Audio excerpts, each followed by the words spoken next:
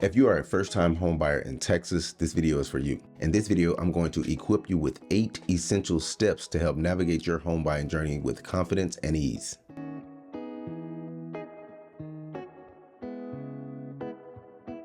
My name is Raul, and I'm a real estate broker here in Austin, Texas. I've been in real estate for over 10 years and helped thousands of people across the great state of Texas to become homeowners. Without further ado, let's turn your dream of home ownership into a reality. Step 1, how much can I afford?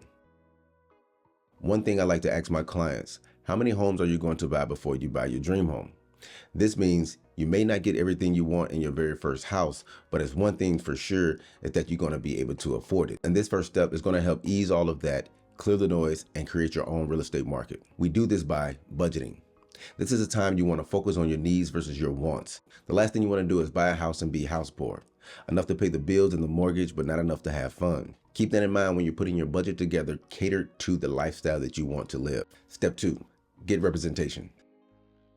This is going to be one of the most important steps throughout this whole process. The person that's going to represent you purchasing a home is going to be there from the start, and they're going to be there when you close and get your keys. One of the main things you want to look for when picking representation is experience. An experienced real estate broker or agent will ensure that they have been there, done that, and able to coach you around any inevitable pitfalls or potholes to come. Your representation should also be capable of crafting an offer that considers your best interests, rather than simply saying, I'll buy this house for this amount. Another reason why you want to put the representation before filling out any loan application is because the representation should be able to guide you to the right lender per your buyer's profile. What I mean by this is, for example, if you are a veteran, they need to be able to put you in front of a lender that specializes with working with veterans in the state of Texas. Not getting representation and talking to a lender first could put you in a situation where your credit is getting ran way too many times. Step 3, understanding pre-qualification versus pre-approval. This step right here is one of the most discussed topics when it comes to submitting an offer. When you fill out the loan application, you're going to get qualified for a specific amount of dollars. This is a guesstimate of what you could get qualified for if all of your documents check out.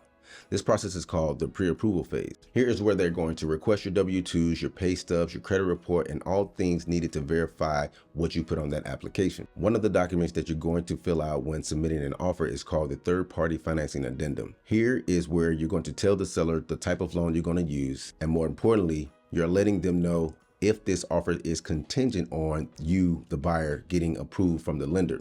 This is the highest level of qualification from a financial standpoint that you can get. Submitting an offer with a pre-approval letter is equivalent to submitting cash. Without it, the seller still can accept your offer with a pre-qualification letter, but you need to specify when you will have that pre-approval status. Step 4, shopping for a home. At this point, at the very minimum, you should have a pre-qualification letter in hand, all the while working in the background with the lender to get your pre-approval. Either way, you can still submit an offer with a pre-qualification letter. When shopping for a home, one of the first things I tell my client is to focus on the needs versus wants. We have the amount that the lender qualified you for, and just because you got qualified for that amount doesn't mean you have to buy something that expensive. Lenders are not here to be financial advisors. They're going to put the highest number they feel comfortable loaning you, regardless of how comfortable you feel after you take out that loan. Ask your lender or representation, how much home can I afford within my budget of comfort? Once you calculate that number, this is your max home search cost. You literally cancel out all the noise and hyper focus on what matters to you. You have formed your own real estate market based on the comfort budget. Once you have those properties in front of you, you can start checking off the ones on the list that don't fit within your needs. Say after you do that, you still have 3 houses left. Now you want to focus on your wants. Taking this approach will not only streamline your home shopping experience, it will also prevent you from having house fatigue, when you see so many houses and you lose yourself in the moment and pretty much just feel over it. Step 5, shopping for a mortgage. Just like in step 4, shopping for a home, you want to be sure to shop for your mortgage as well. What I mean by this is when you fill out a loan application, by law, the lender has to give you what is called a loan estimate 3 business days after you fill out that loan application. Think of it like this. The lender is showing you their hand. On this document, you should have the interest rate they are offering you, the amount of money that you need to bring to the closing table, including the fees they are charging and your down payment. Pretty much, this is all you need to shop the mortgage. Once you get your loan estimate, you want to share that with your representation. They will be able to put it in front of more lenders and try to get them to compete with those numbers. You do not run your credit again. You just let that loan estimate do the talking for you. Mortgage companies are in the business of getting your business. It's all about who's going to offer you the best rate, the lowest fees, what incentives they are offering, whether it's cash back or assisting with buying down your rate. That loan disclosure is the Willy Wonka ticket of starting to shop for your mortgage. I told myself I wasn't going to say that. Step 6, plan on spending thousands before you close on your home. When submitting an offer and your offer is accepted, you turn in 2 forms of money. One is mandatory, the other one is optional depending on what's in your contract. One of the forms of money you turn in is called the earnest money. Here in the state of Texas, that's usually 1% of the home cost. So if the house is $500,000, within 72 hours after your offer is accepted, you will turn in $5,000 to the escrow title company. Escrow and title are going to be used interchangeably throughout this process. This is a place where you're ultimately going to close on your house, sign the documents, and pick up your keys. Your earnest money will be applied to your closing costs, so you will get that money back. But within 72 hours after your offer is accepted, your checking account will have a negative $5,000. The other form of money that could be potentially spent is the option fee. Your option period gives you, the buyer, the option to cancel the contract within the agreed period of time. The amount is negotiable as well.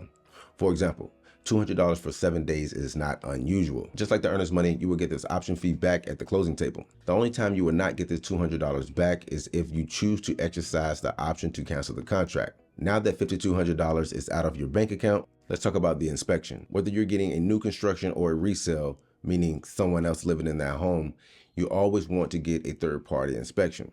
From my experience, an inspection can run in the range of $400 to $800, depending on the area, the inspector, and the square footage of your home.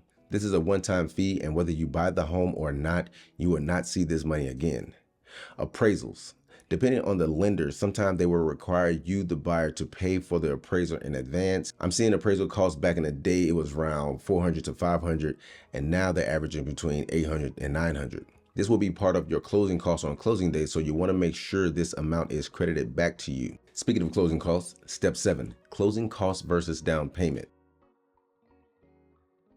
Understanding the difference between closing costs and down payment is crucial as you prepare to buy your home. Your down payment is the initial payment you make towards the purchase of your home. It's typically expressed as a percentage of the total purchase price. In Texas, down payments often range between 3% to 20% of the home price, depending on your mortgage type and financial situation. VA loan users can relax since the VA loan is a no down payment home loan. On the other hand, closing costs are additional expenses associated with finalizing your home purchase. These costs include various fees such as loan origination, appraisal, title insurance, escrow, attorney, recording. All of these fees will be a part of your closing costs. All in all, your closing costs will be around 2 to 5% of the home price. While the down payment goes directly towards the purchase of your home, closing costs is a separate fee that covers various services and processes that has nothing to do with your principal. It's important to budget for both the down payment and closing costs as you plan to purchase a home. Step 8, stay flexible and patient. This is probably one of the most underrated steps of the home buying process. The home buying process can be unpredictable, so it's crucial to stay flexible and patient. You may encounter unexpected delays, negotiations, and changes in the market. By maintaining flexibility, you'll be equipped to navigate any challenges that arise. Additionally, patience is key. Finding the right home can take time, and it's essential not to rush into a decision.